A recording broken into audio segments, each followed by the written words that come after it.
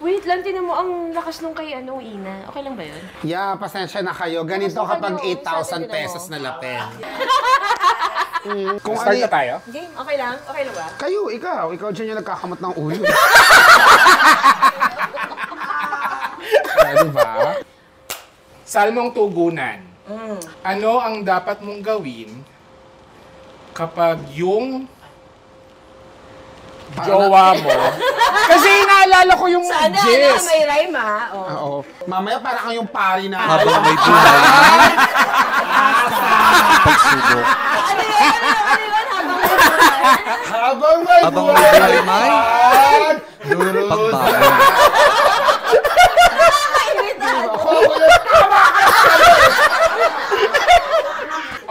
Anong gagawin mo kapag yung jowa mo, so all this time, ang hirap! Hindi ko na maalala yung letter. Salmong tugunan? Dito na lang. Salmong tugan, paano kapag yung jowa mo ay hindi pala siya yung pakilala niya sa'yo? Catfish? Hindi. Catfish. Mas malala. Chito. Okay. Feeling ko ano to Santa Jolian sa Santa Angge. In one. So, tatawagin natin siyang Jangge. Ago. Jongge. Jongge. Tugon. Santa Jongge. Pwede rin ata itong Santo Ato. May pagka-burnout Tsaka about life, career. About life, career, yes. Bakit pag ako parang quickie episode, ang daming Santo? It's my new branding. Ngayon ko palang ilalabas Hindi na ako baklang kanal. Baklang banal. It's my new, Taray, may mga bago kang doon. Bagong audience. Nasabi niya yun sa drag show Yes, kailangan nyo nang malaman ng rebranding ko. Okay, tugon. Santa Jongge. Featuring Santo Atom. Yes, tulungan niyo po kami.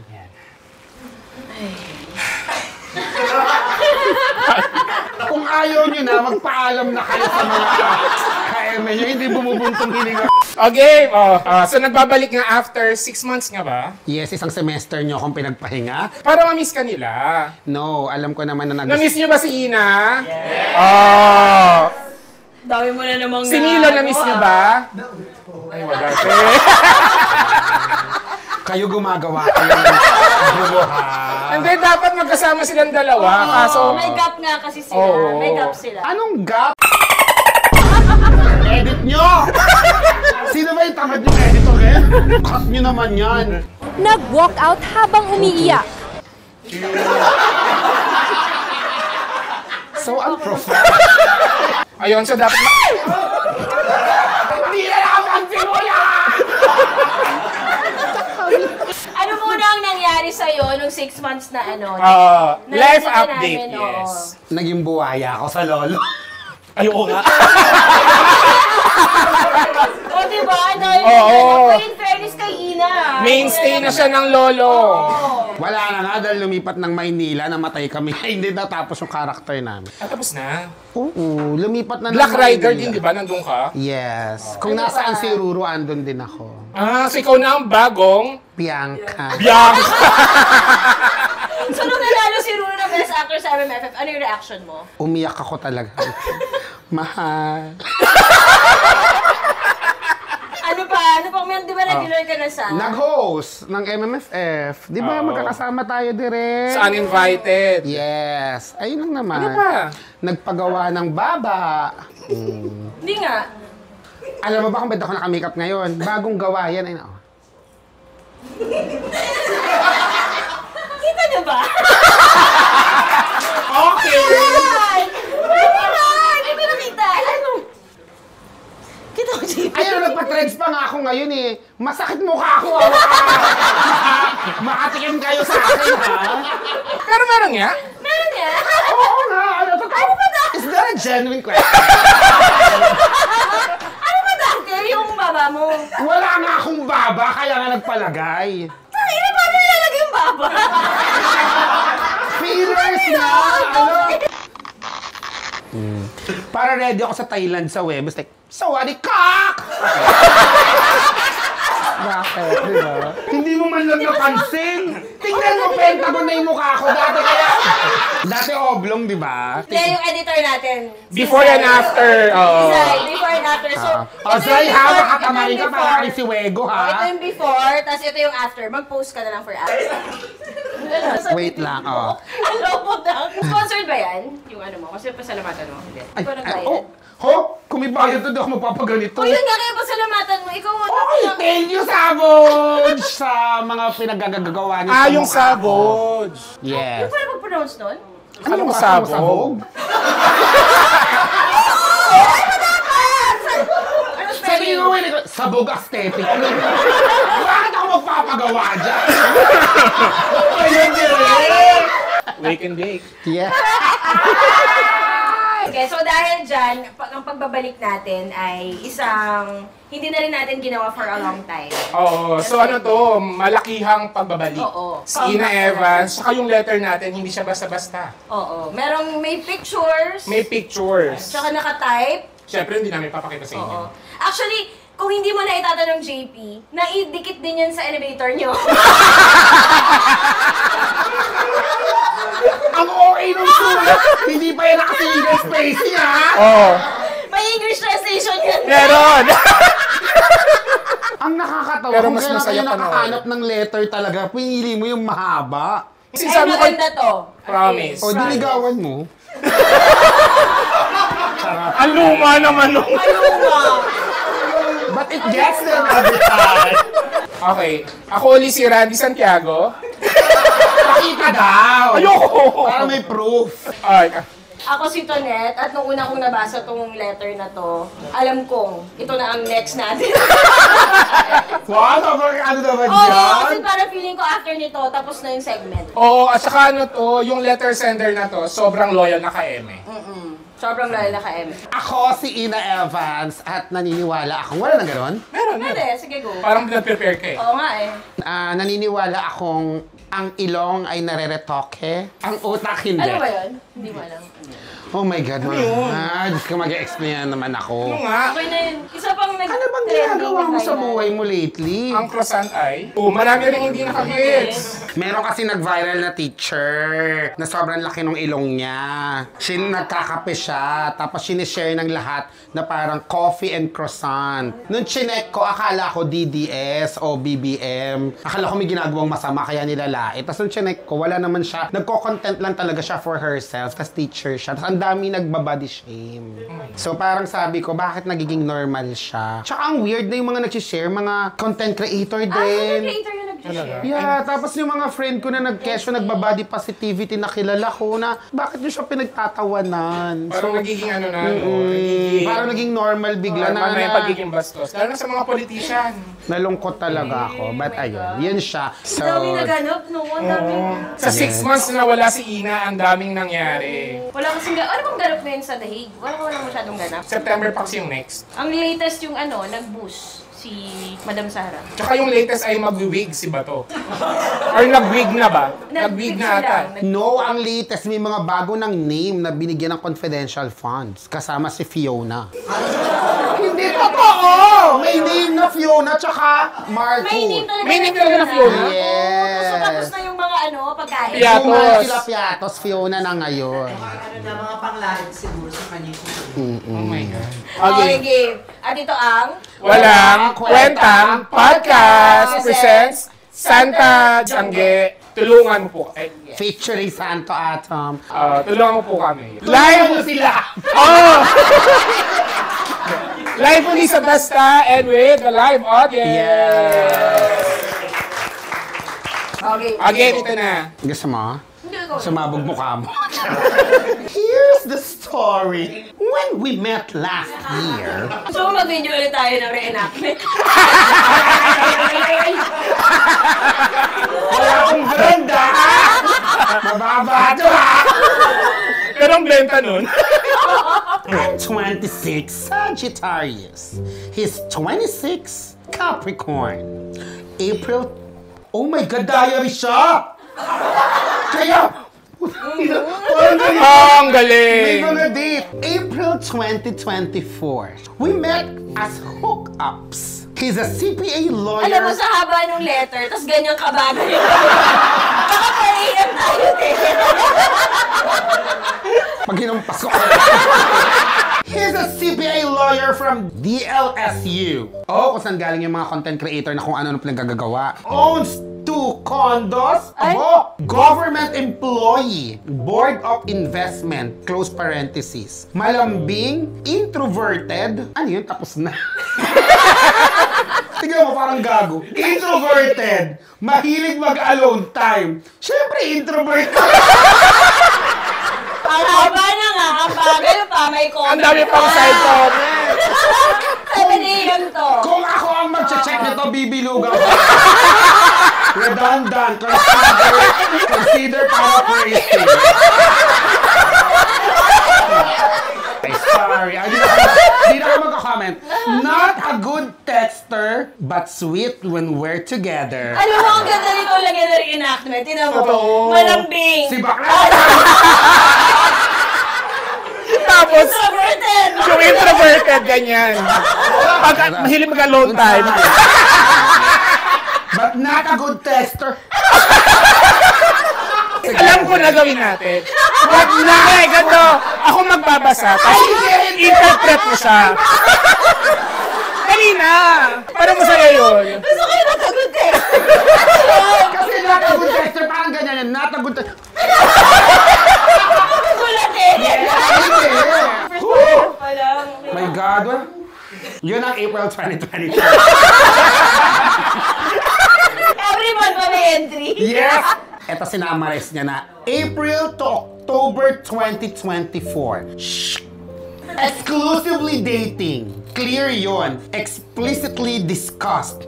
Parang Ano ibig sabihin nun? Ano? Hindi ba explicitly Ano ibig sabihin? bastos? Explicitly discussed. So parang, paputang ina na.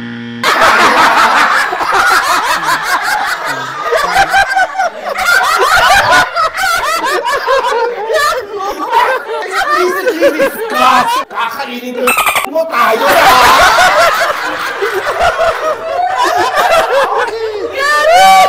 Tama kayo, nakakaloka ang sulat na ito. Tagal kong niligawan, pero paiba-iba yung reason niya kung bakit di niya ako sinasagot. We had sex 3 times lang nung first month, so no April yun. Then never na ulit. Kailangan maintindihan niyo ba kasi may exam. May pop quiz tayo mamaya. Okay. Nawawalan daw siya ng libog. April? Ako nga pagkapalabas ko, after 20 minutes. Makarga na ulit. Sometimes he goes abroad for business trips for his work. He's very reassuring, sometimes telling me, hey, kung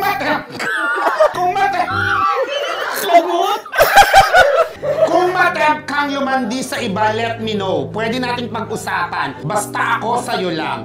Exclusive tayo. Ay, tanga. Malapit na tayo maging official. Tanga na, asyumera pa. May mga nakwento pa siya na may mga dati akong friends na cheaters. Grabe, going through lengths para lang makipag-sex sa iba na di alam ng jowa nila. So I thought, ang tinunaman ng morals nito nakaka-proud. Sobrang loyal ko mga directs. Whenever someone tries to flirt with me, ito ang reply ko. Ito na yung screenshot. Can't chat anymore. I'm exclusively dating someone already. Oh, I just check if you okay because I don't see you update your IG. Bobo. Bakit ka magpapaka-exclusive sa taong di naman... mamaya pa rin ganyan-ganyan. Okay.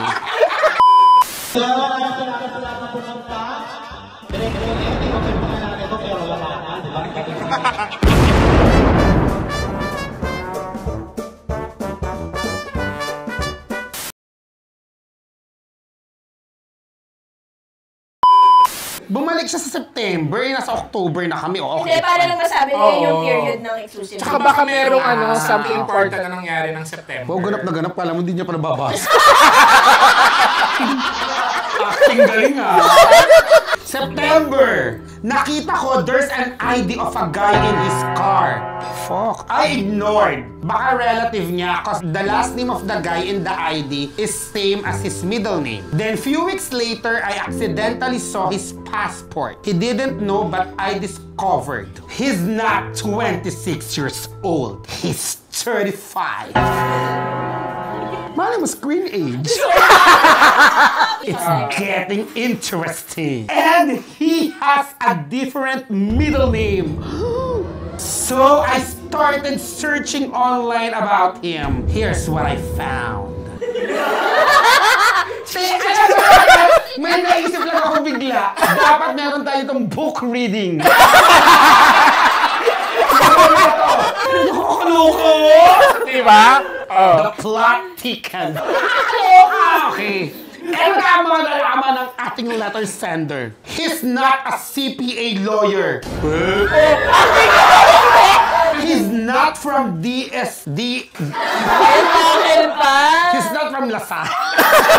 He's not from DLSU for undergrad. But he started law school there. But he didn't finish. He works in a different company. Basically, all the stories that webbed out of those vital information about him were lies.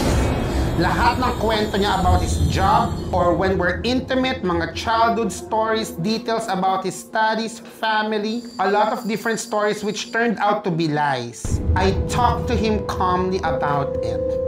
Calm down. Paano kaya yung calm down? Umiyak siya ng malala. That's our first breakup. End of October yun. Kala ko ba dating pa lang? Alam mo, para itong Break up as baby. Break up kasi no. Baka ganun. Siya rin yung nagsulat. Siya rin yung boy. Peke lang din yung kwento. Ito ginawa mo namang what? Kakapelikula mo yan eh. Ay, oo. Kuya, pwede mag-break ang nagde-date, di ba? Break? Ikaw kayo una. Yun na yung sinasabi namin sa'yo. Kakampi nyo.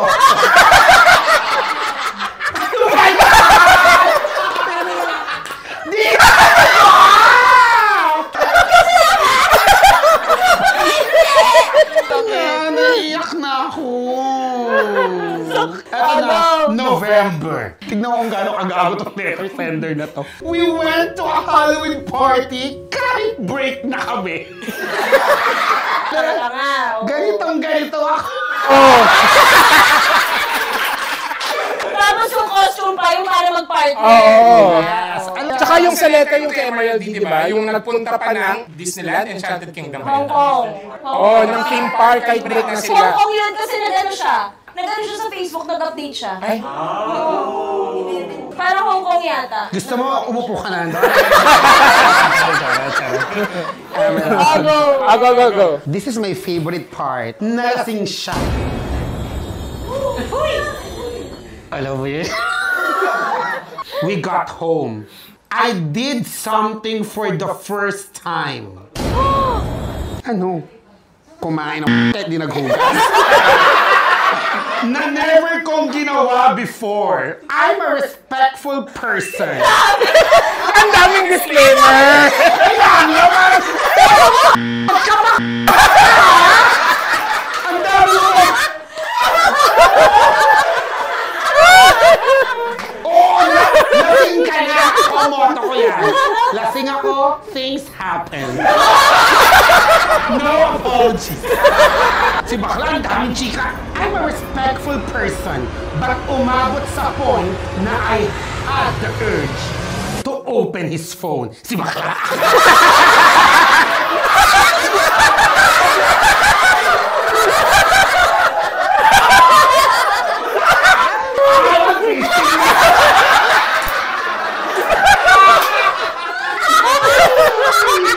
Ko! Ay, hindi ka naman lasing, friend! Hindi to papasag script ng kwento. I felt so guilty doing it. And I hated myself because I'm not that person. But I did it anyway. May tatlo siyang tuloy. Wait, tapos all caps, ito na. Tapos tatlo ulit. Oh my God! He's been having sex with guys since we met. May dalawa pa yung FUBU, close parenthesis. Yun pala yung sinasabi niyang mga dati niyang friend na cheaters. So yung mga FUBUs niya ay mga cheaters din like him. And ang dami niyang kalandian online. Instagram, Viber, Telegram, constantly niya ina-update as if dating sila. Parang part-time niya ang lumande. See sample below.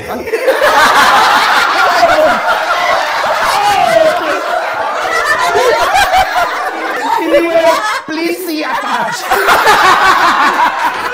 Ito yung Pakasama yung pangalan Viber to. Damn, you work. Nag-reply yung malanding kadit. Para love mo na ako ulit. Sabi ngayon nung kalandian niya, sabihin mo pangalan, ha? Loko ka! Pahinga ka na para may energy ka na tonight. Ha ha ha. Wait, paano niya na ano yan? Screenshot niya, tapos sinan niya sa sarili niya? Hindi, pinicturean niya yan. Ayan, picture yun. Oo, malabo. Ano ba? Okay. Tapos nag-reply naman yung kalandian ng devil smile na. Ayun na! Another meme is more! To top it all off. Nasa second page na tayo, FYI. Oh. Last page na pala. See? Time flies when you're having fun. To top it all off, may long-term boyfriend siya for 3 years na. Okay na! Whoa. Grabe! Oh my God! I cannot... Oh,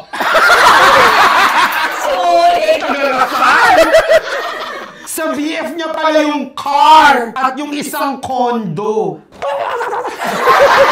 City bird naman. Imagine, he was doing all of those while ang dami kong pinagdadaanan that year. Ito na ang pa-main character. I had a minor surgery ng July. O minor lang pa ni. Ano mga... Kung major, yun yung malala. Ano mga example ng mga minor surgery? Minor surgery. Tuli! Baba!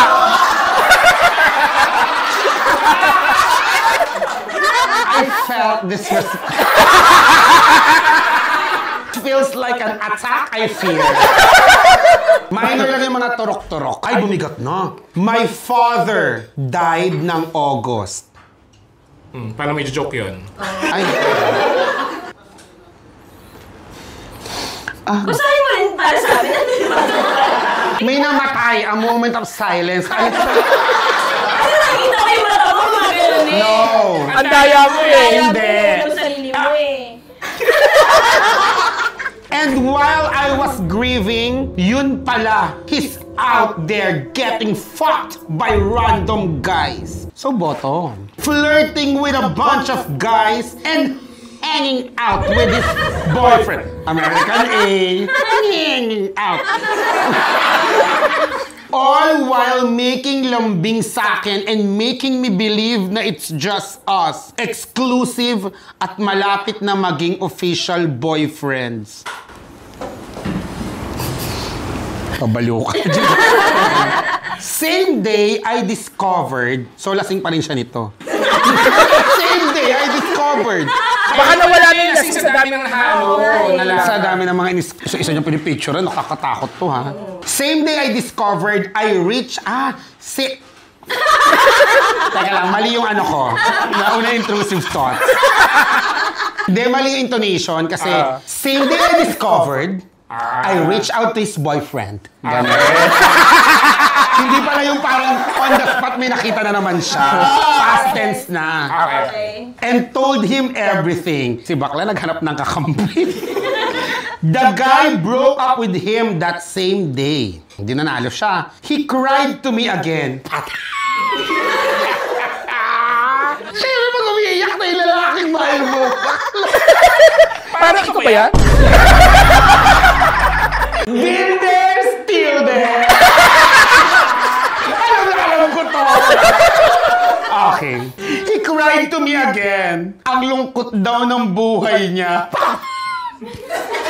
We stayed connected. But I told him, di na pwede maging kami kasi ang lala ng ginawa niya. Pero pwede tayong maging connected. Pwede tayo Tanong mo lang ang nilagyan ng label. Para safe. Si bakla, no? And as days went by, akong tanga, or at least may pag-accountability, akong tanga decided to stay with him and help him become better. Si bakla, ginawang science project. Hindi na ako to, ha? He said he wanted to change. Gusto niya na daw maging maayos na tao. Kapag sinabihan ka ba ng gano'n, maniniwala? Ah, Luis, ano siya? Birthday? Oh my God, ngayon na to. November to February 2025. Ang daming nangyari. 2 minuto nga sa basketball, ang daming nangyayari. 5 buwan pa. Umabot sa we tried making it work. Ganun. I kept walking away from him. Si bakla kino-contradict yung sarili, no? I kept walking away from him, telling him na di ko na kaya cause he kept on flirting with guys. Lumandi pa rin siya at muntik pang magpaligaw sa married guy. Lagi ko siyang nahuhuli. At lagi ko rin siyang binibigyan ng chance. Oh my God. He made efforts to change. Pero bumabalik pa rin siya sa lying and paglalandi. Una sa yung change to. And he never enjoyed having sex with me. Pero pag sa iba, libog na libog siya. Paano mo nalaman? Puwet kung may gulaman. Siguro, nanonood siya mo na yung mag-sex na sa iba. Oh my God, ah! Baka nabasa niya doon sa messages. Ay, tignan mo. Meron pa siyang close parenthesis. And honestly, di naman masasarap yung mga nakaka-sex niya. Di naman masakit. Ay, meron mo siya. Gets ko pa kung masasarap eh. Talo na ako doon. But no. Objectively, parang mga tambay pa sa kanto yung iba. Si Boklo, ano lang, palip up na gusto rin. Go, lip up. Siyempre kami yun. Di naman masarap. Pero libog na libog, ah. Okay. He kept on saying na gusto niya, close parenthesis, mabuhay yung libog niya for me. Kasi dormant daw yun. Vulcan. Ano ang mga iba't ibang klase mga dormant volcanoes? But he wasn't doing anything. Never naman siyang nagyaya. O, paano nabubuhay yung libog kung di nagyayaya? Parang ako pa yung nagbe-beg for sex noon. Never niyang na-enjoy whenever we try. Sometimes he watch porn before sex. Sometimes we need to schedule the sex. I mean, sana nagpaspa ka na lang. Pero di niya talaga na-enjoy. Hindi siya tinitigasan. Nakakapagod yun, ha? Habang buhay malambot. Di sana lumulo ka na ng pochi. Nakahawa ako sa kanya. Sino ba to?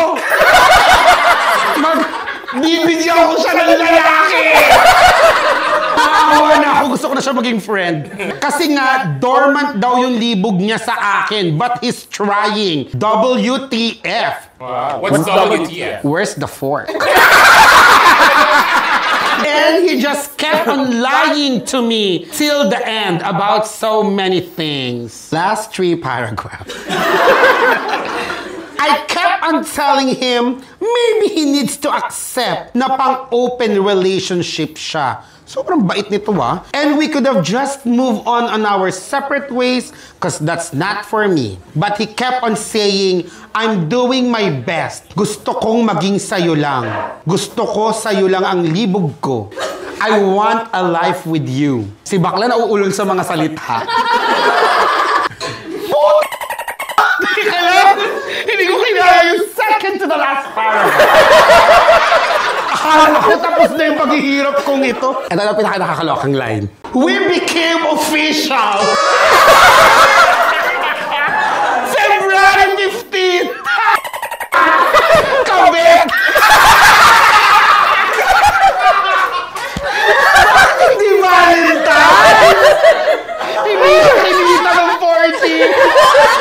Pengi ako ng kopya nito. Ididikit ko to sa kwarto ko pag nade-depress ako at malungkot ako. Someone had it harder. Swerte ko pa rin pala. Kasi tingnan mo, then we broke up February 19.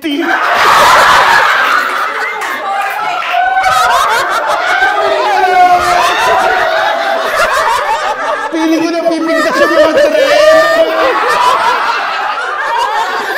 I can feel it piercing through my skin. Di man lang umabot ng katapusan ng February. Kulang na nga sa araw yung February. Hindi pa isang linggo. Oh my goodness. Kasi hindi niya daw kaya dahil laging may fights. Mga araw na kayo! Totoo, nakakapag. This is an exercise for the mouth. Kasi he enrolled ulit sa law school noong January at nagbago na daw ako. Hindi na daw ako understanding, caring, and patient. All in 5 days. It's sad that I changed for the worse. Yes. And it's more sad. Pwede namang it's sadder. Consider paraphrasing. And it's more sad that he didn't change for the better, neither. May ganun dapat sa dulo, mali. Now, I'm in pain. Mo naman. Kung ngayon mo pala nararamdaman yung hindi ko alam kung ano klase anesthesia meron to. Baka okay na siya ngayon kasi March pa yan. Huy, sobrang recent nito. And affected ang sex life ko. Cause when I fall in love, my libog gets locked into the person. Oh, taray. Target.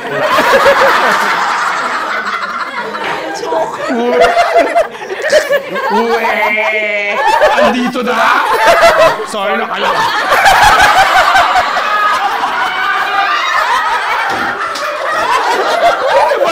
Ako kahit anong libog ko sa mahal ko, pag may naglaro na ng utong ko, ano ba? Utong pala dito. Isa pa lang yun. Pag dinalawa pa, pag tinalawa pa, baka!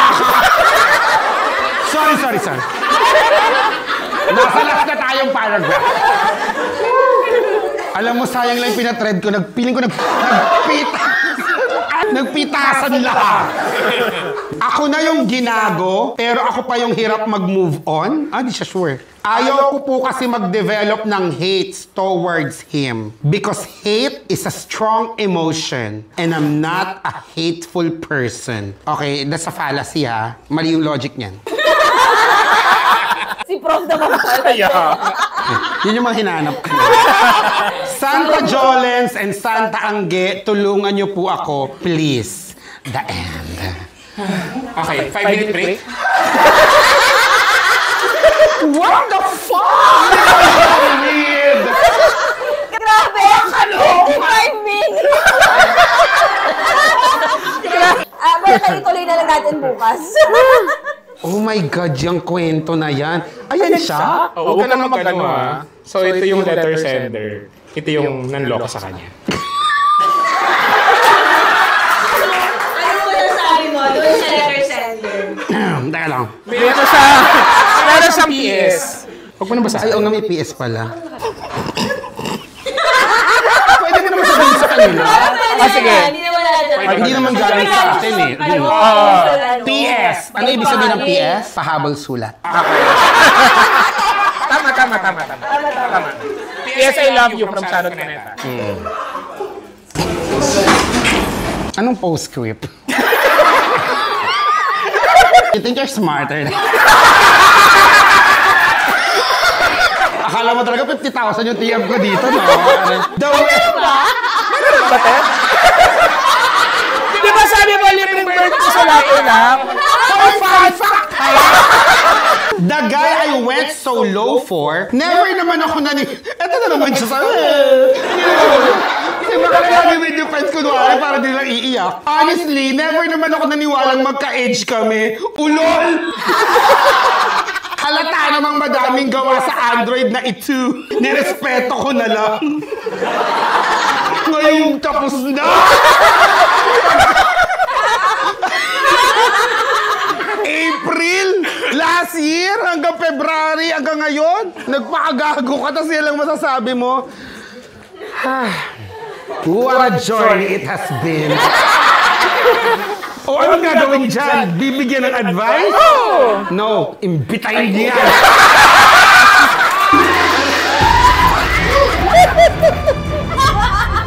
Kakat niyo pa ito ng 2 episode para mas madami kayong episode niyo. Yun nga yung gagawin natin. Alam ko yung great minds thinks alike.